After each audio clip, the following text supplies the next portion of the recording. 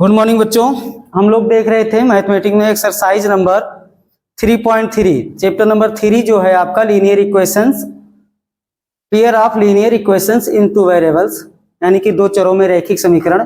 और उसकी एक्सरसाइज हम 3.3 कर रहे थे। तो उसमें पहले क्वेश्चन के जो 6 क्वेश्चन थे वो हो गए थे। आज हम लोग सेकंड से लगाना देखेंगे, कैसे लगाएंगे सीखेंगे उसको हम लोग। दूसरा वाला सवाल इसमें है, देखेंगे हम लोग क्वेश्चन नंबर 2 कि 2x + 3y बराबर 11 और 2x - 4y बराबर -24 को हल कीजिए और इसमें m का वो मान ज्ञात कीजिए जिसके लिए ये y जो है y बराबर क्या हो जाए mx + 3। अर्थात ये जो समीकरण दिया गया है हमें, जो ये रैखिक समीकरण दिए हुए हैं, ये रैखिक समीकरण 2x + 3y बराबर 11 और 2x - 4y - 24 से x और y की जो वैल्यू निकालेंगे इस समीकरण में हम रखकर m की वैल्यू निकालेंगे। तो हमें m का ही मान निकालना है, लेकिन m का मान निकालने के लिए पहले हम इससे x और y की वैल्यू निकालेंगे। तो हमारे पास दो समीकरण है। पहला क्या है, पहला आपके पास ध्यान से देखेंगे हम लोग। पहला है आपके पास 2x + 3y = 11। समीकरण नंबर हम लोग इसको क्या मान लें, फर्स्ट मान लें। और सेकंड वाला क्या है 2x - 4y - 24। ठीक, इसको हम लोग समीकरण नंबर सेकंड मान लेंगे। अब देखो क्या करना है कि अभी हम लोग प्रतिस्थापन विधि, प्रतिस्थापन यानी कि एक चर से जो दो चर होते हैं एक समीकरण में, उसमें से एक चर की वैल्यू निकालकर दूसरे वाले समीकरण में हम लोग रख देते हैं, स्थापित कर देते हैं, उसके स्थान पे रख देते हैं, उसी को प्रतिस्थापन। तो हम लोग समीकरण 1 से किसी एक चर की वैल्यू निकाल लेंगे। तो समीकरण 1 से हम लोग देखेंगे क्या है कि 2x + 3y बराबर 11। तो यहां से अगर हम निकालने हैं जैसे अभी तक निकालते आए 2x, तो 2x = क्या हो जाएगा 11 - 3y। 11 - 3y, देखो यहाँ प्लस था, इधर आएगा तो क्या हो जाएगा माइनस। तो x बराबर क्या हो जाएगा आपके पास, देखो 11 - 3y बटे कितना 2, जो x का गुणांक 2 है ये आएगा यहाँ क्या कर देगा डिवाइड। अब इस x की जो वैल्यू है वो कहाँ रख देंगे हम लोग समीकरण सेकंड में। तो सिंपल यहाँ ऐसे लिख देंगे कि x का मान समीकरण सेकंड में रखने पर, ठीक, यहां पर हम इसकी वैल्यू रख देंगे। तो सेकंड में रखें, x के स्थान पे क्या रखना है हमें 11 - 3y बटे 2। तो 2 गुणे क्या हो जाएगा 11 - 3y बटे 2 माइनस 4y बराबर -24। ठीक, यहाँ देखो, यहाँ से आप 2x की वैल्यू जो 11 - 3y ये भी रख सकते थे, क्योंकि यहाँ 2x दूसरे वाले में दे रखा था, लेकिन वो आएगा इतना ही। तो यहाँ से इसको क्या, इसके अंश से ये वाला हर कैंसिल हो जाएगा, यानी कि 2 का 2 में क्या होगा भाग हो जाएगा, तो ये 1 हो जाएगा, अर्थात 2 से 2 कैंसिल हो जाएगा। यहाँ पे आपके पास बचा केवल 11 - 3y - 4y बराबर कितना -24। यहाँ देखो -3y और -4y, यानी कि चर वाले हैं। चर में देखते हैं हम लोग क्या कि चर अगर सेम है तो उनके गुणांक को जोड़ लिया जाता है, दोनों गुणांक माइनस है। तो -3 और -4 कितना हो जाएगा -7, यानी कि -7y हो जाएगा। और इधर अचर कितना है -24, और इधर देखो प्लस है, प्लस 11 है, 11 इधर आएगा तो क्या हो जाएगा ये माइनस हो जाएगा, यानी कि -7y की वैल्यू क्या हो जाएगी -24 और -11 -35। ठीक, दोनों माइनस है, जुड़ जाएंगे, साइन जो है वही लगेगी। तो y बराबर क्या है हो जाएगा आपके पास -35 बटे -7। देखो दोनों अंश और हर में माइनस है, माइनस से माइनस कैंसिल हो जाएगा, 7 × 7 तो 7 बचे 35। y की वैल्यू आपके पास क्या आ जाएगी, ध्यान देखिएगा, y की वैल्यू आपके पास आ गई 5। अब हमें एक वैल्यू निकल गई, ठीक है। अब जब एक वैल्यू निकल गई तो सेकंड वाला निकालने में कोई समस्या नहीं होनी चाहिए, क्योंकि इस वाली वैल्यू को चाहे फर्स्ट वाले समीकरण में और या सेकंड वाले समीकरण में किसी में भी रख दें। तो हम किस में रख लेंगे, y की वैल्यू को हम फर्स्ट में रखेंगे, जो पहले नंबर पे आता है। तो y की जो वैल्यू है वो कहाँ रख दें, समीकरण फर्स्ट में। तो सिंपल ऐसे लिख देंगे कि y बराबर 5 समीकरण फर्स्ट में रखने पर। समीकरण हमारा फर्स्ट क्या था, 2x प्लस 3y, तो y की जगह क्या रख देंगे 5, बराबर कितना, बराबर है 2x प्लस 3y बराबर 11, ठीक, बराबर 11, ठीक। यहां से देखो तो 2x बराबर क्या हो जाएगा, देखते जाइएगा, 2x ये 5 और 3 का गुणा 5 यही 15, तो 2x प्लस 15 बराबर कितना 11, तो 2x की वैल्यू क्या हो जाएगी 11 माइनस 15। अब देखो माइनस की ये प्लस से इधर पक्षांतर करेंगे तो इधर माइनस हो जाएगा, तो 2x की वैल्यू आपके पास आ जाएगी 11 में से देखो 15 बड़ा है, ठीक है, 11 माइनस 15 हुआ है, तो 15 यहाँ ज्यादा, तो 15 में से 11 निकल जाएगी, क्या आएगा -4, तो x की वैल्यू क्या आ जाएगी -4/2, तो 2 अब कम 2, 2 दूनी 4, तो x की वैल्यू आपके पास क्या आ जाएगी -2। देखिएगा ध्यान से कि अब हमें x मिल गया और y मिल गया, x और y, या x की वैल्यू कितना मिली -2 और y की वैल्यू क्या मिली 5 मिली। अब हमें क्या है, क्वेश्चन हमारा क्या कह रहा था कि हल कीजिए और इसमें यम का वो मान ज्ञात कीजिए जिसके लिए जो y बराबर mx प्लस 3 है ये हो जाए, यानी कि ये y बराबर mx प्लस 3 इसको संतुष्ट करे। तो यहाँ पर जो हमारा समीकरण दे रखा है y बराबर क्या mx प्लस 3, इसमें हम लोग y और x की जो वैल्यू निकाले हैं उसकी वैल्यू रख के m की वैल्यू निकाल लेंगे कि m का वो मान क्या होगा। तो x y का मान, इसको समीकरण 3 मान लो, चलो लिख दो, मान समीकरण 3 में रखने पर, ठीक।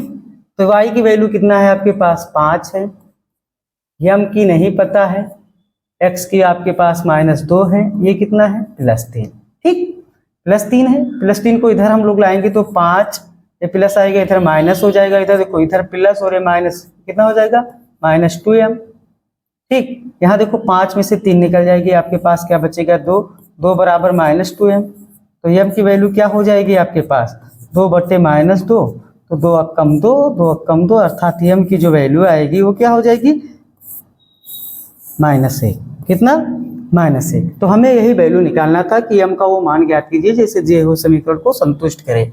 तो y की वैल्यू अभी आप देखो क्या है आपके पास, क्या है ध्यान दीजिएगा, y की वैल्यू आपके पास आई थी 5, m की वैल्यू क्या हुई संतुष्ट करना देख लें हम लोग कैसे करेंगे। y की वैल्यू आई थी हमारे पास 5, m की वैल्यू आई क्या -1 और x की वैल्यू -2 प्लस क्या 2।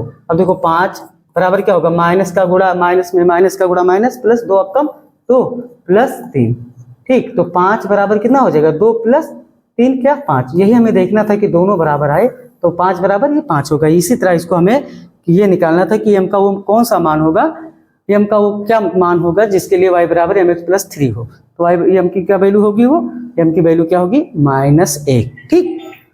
चलो अब हम लोग आगे वाला क्वेश्चन देखते हैं, क्या है कि निम्न समस्याओं में रैखिक समीकरण युग्म बनाइए और उनके हल प्रतिस्थापन विधि द्वारा ज्ञात कीजिए। अभी हम लोग यही पढ़ रहे थे प्रतिस्थापन विधि, तो हमें इनके रैखिक समीकरण युग्म बनाना है।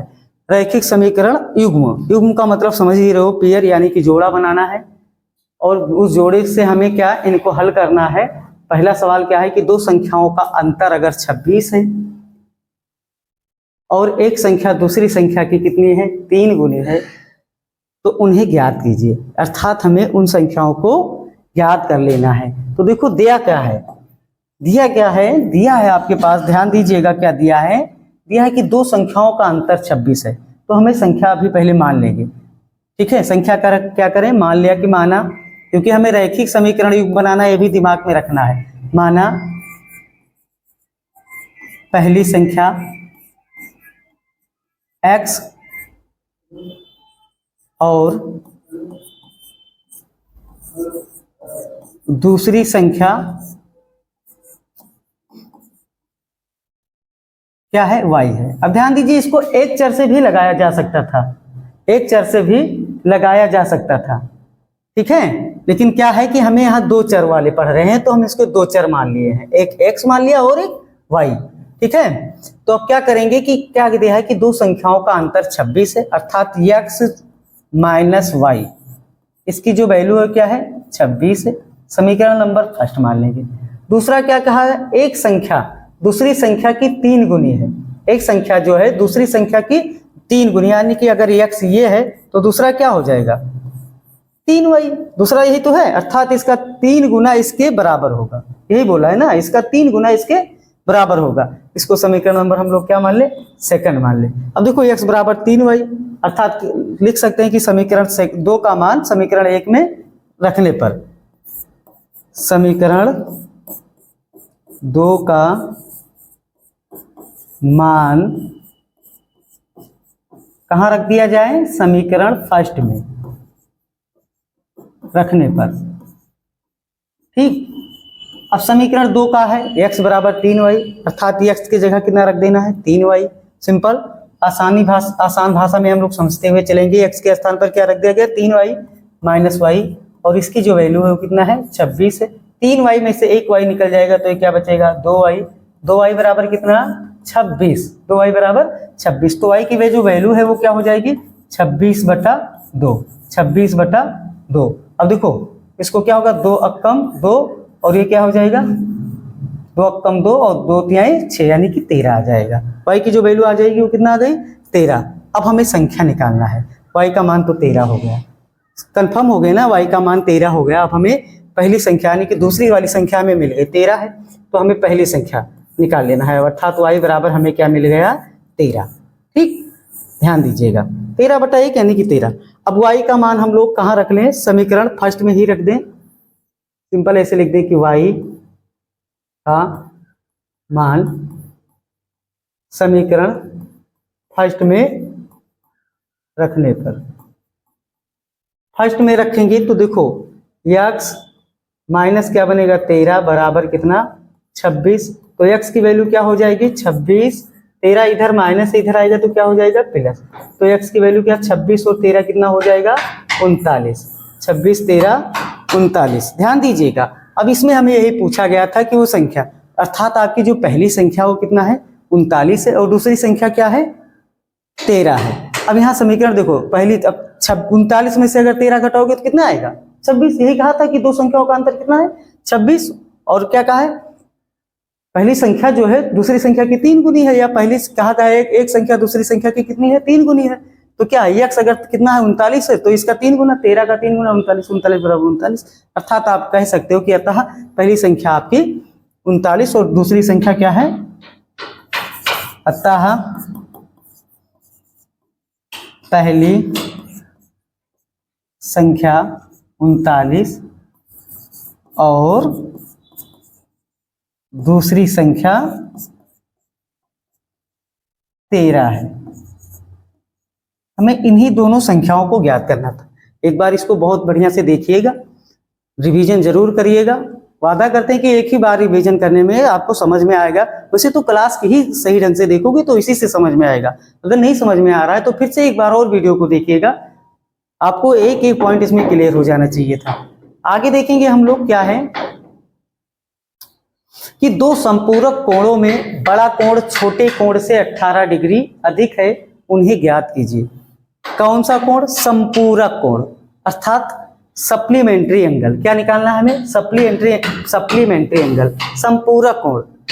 संपूरक कोण यानी कि जिनका योग कितना होता है, दो कोणों का योग 180 अंश। कितना 180 अंश। तो हमें देखो दो संपूरक कोणों में बड़ा कोण छोटे कोण से 18 डिग्री अधिक है। कितना अधिक है 18 डिग्री, उन्हें ज्ञात कीजिए।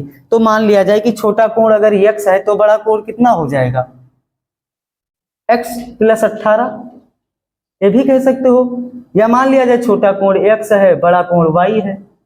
छोटा कोण या बड़ा कोण पहले मान लो, क्योंकि यहाँ दो चर मानना है। ठीक है, दो चर मानना है, इसको एक चर में भी लगाया जा सकता था, लेकिन कंफ्यूजन है, हम लोग दो चर वाले हैं तो दो चर मानेंगे। तो हम पहले क्या माने कि माना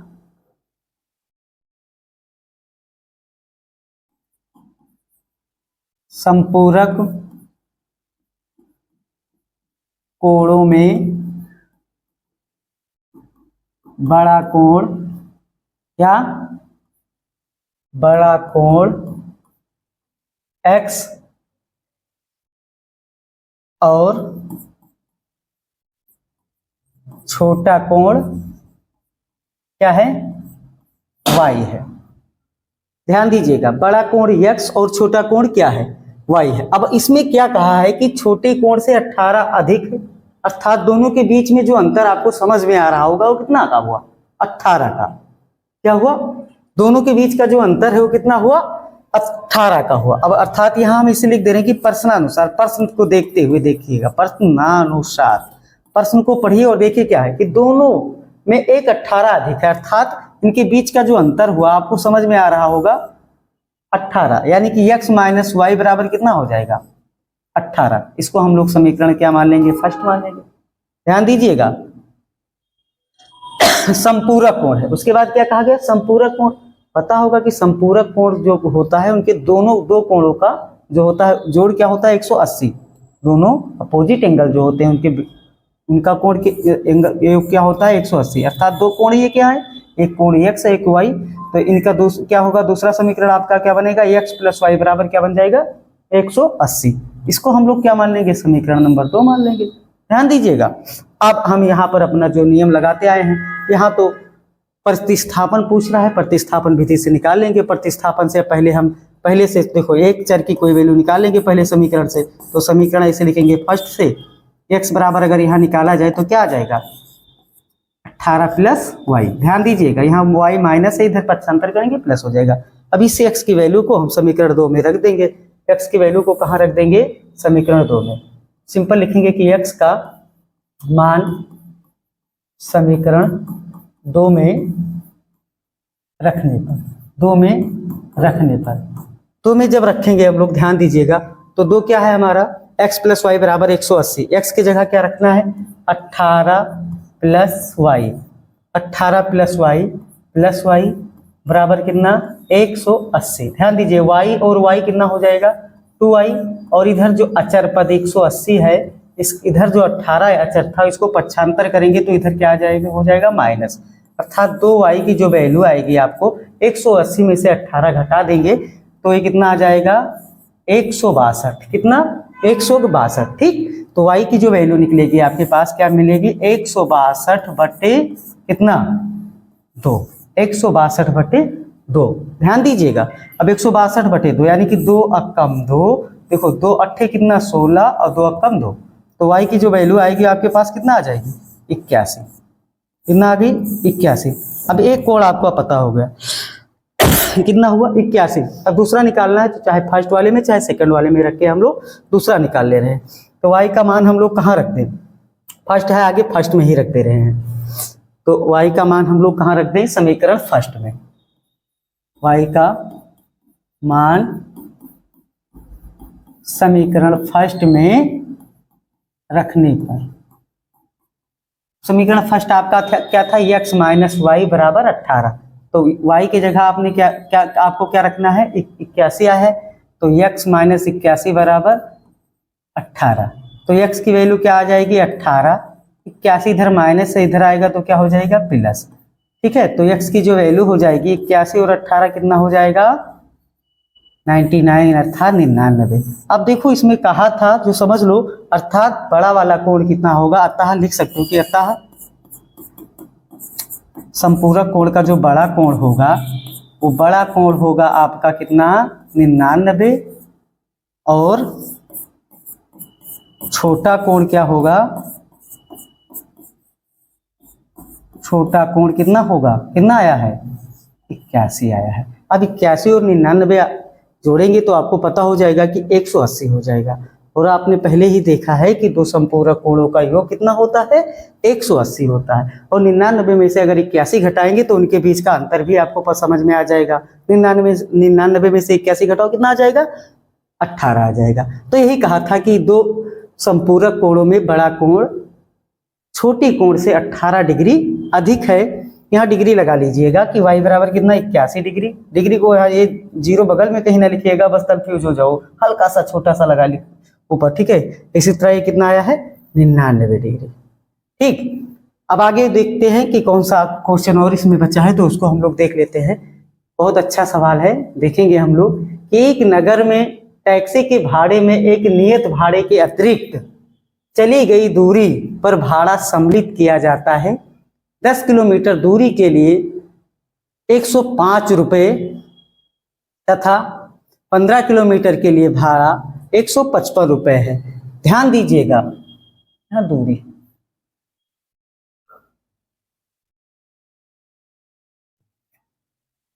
क्या है कि एक नगर में टैक्सी के भाड़े में एक नियत भाड़ा, नियत माने निश्चित, नियत माने निश्चित, अर्थात वो निश्चित रख दिया गया है कि आप चाहे वहां से टैक्सी में बैठे और थोड़े दूर 100 मीटर ही जाएं और उतर जाएं तो वो निश्चित भाड़ा जो वहां लागू है, नियम है जो भी, तो वो उसको आपको देना पड़ेगा। उसके बाद की दूरी पर क्या कहा गया है, उसके बाद और अतिरिक्त चलने पर एक नगर में टैक्सी के भाड़े में एक नियत भाड़े के अतिरिक्त चली गई दूरी पर भाड़ा सम्मिलित किया जाता है। 10 किलोमीटर दूरी के लिए 105 रुपये तथा 15 किलोमीटर के लिए 155 रुपया है।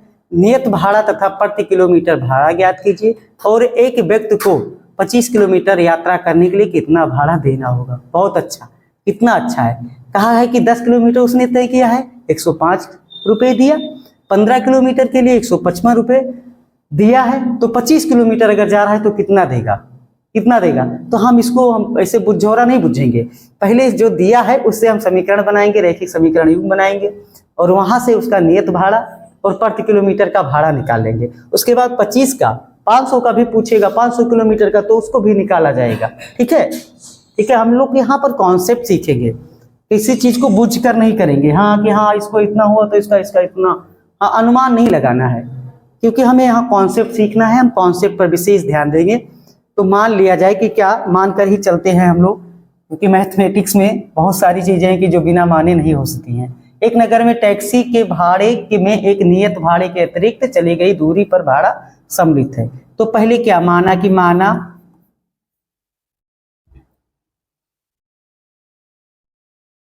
नियत भाड़ा, क्या मान लिया जाए, नियत, नियत माने निश्चित, नियत भाड़ा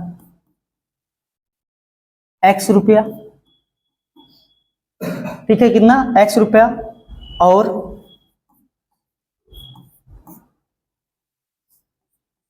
प्रति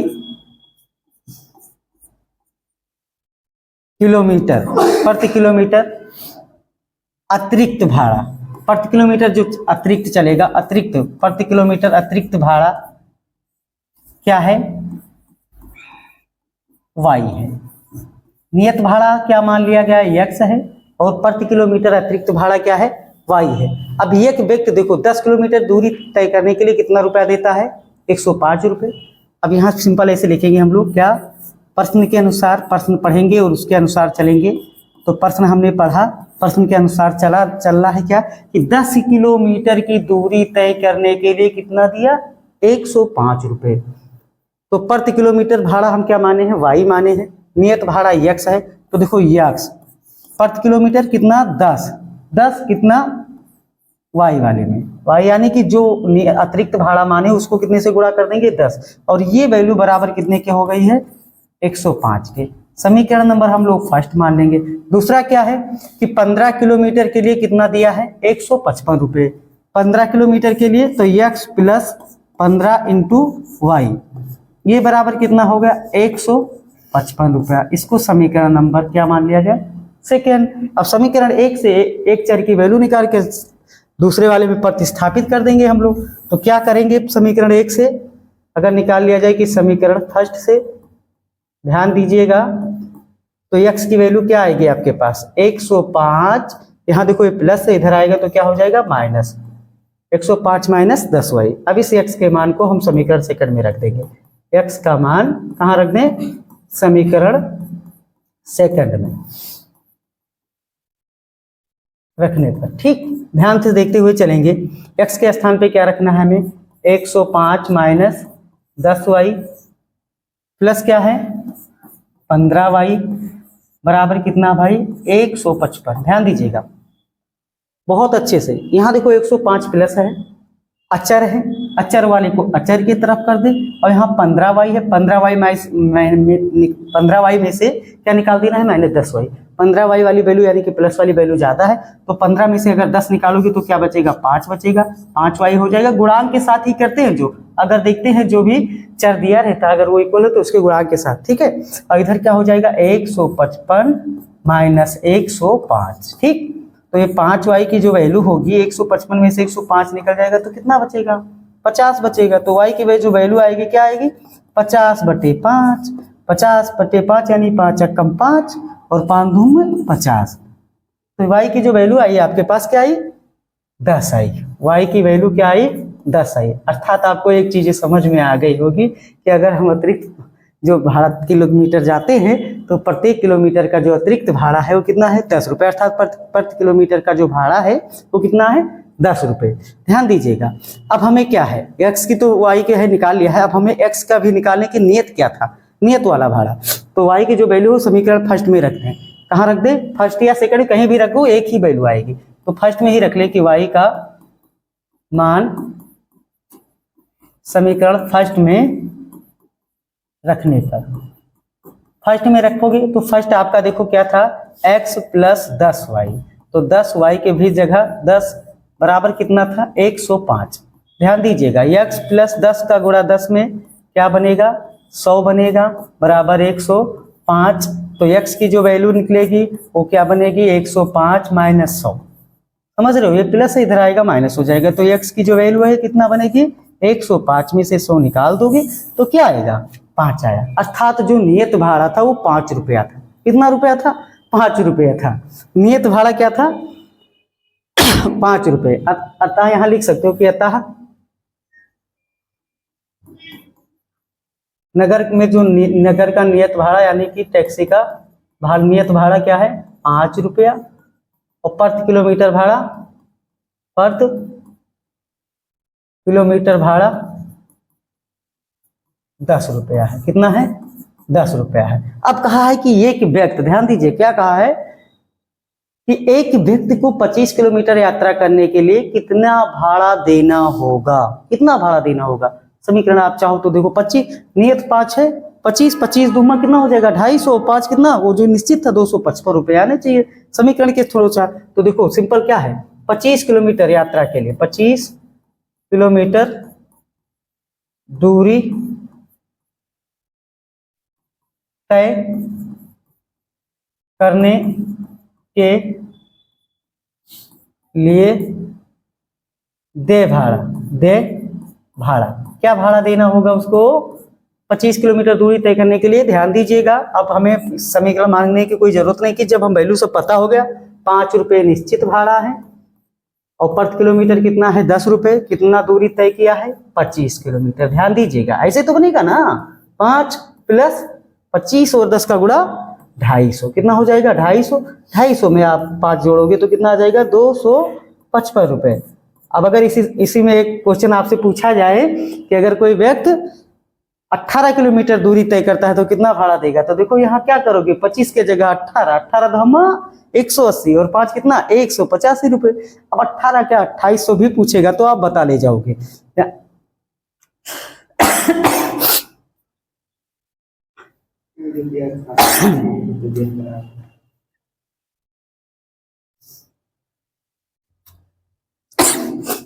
अब एक क्वेश्चन और है, आप लोग के लिए छोड़ देंगे क्योंकि खांसी ज्यादा आ गई है।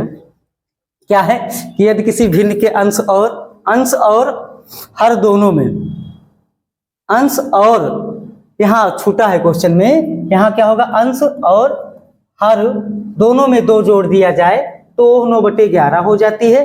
यदि अंश और हर दोनों में 3 जोड़ दिया जाए तो 5/6 हो जाती है। वो भिन्न ज्ञात कीजिए। तो ये होमवर्क में छोड़ दे रहे हैं, इसे लगाइएगा। नहीं लगा पाना तो कमेंट करिएगा, कल जब पढ़ाएंगे तो इसमें पहले इस क्वेश्चन को सॉल्व करवा दिया जाएगा। आज के लिए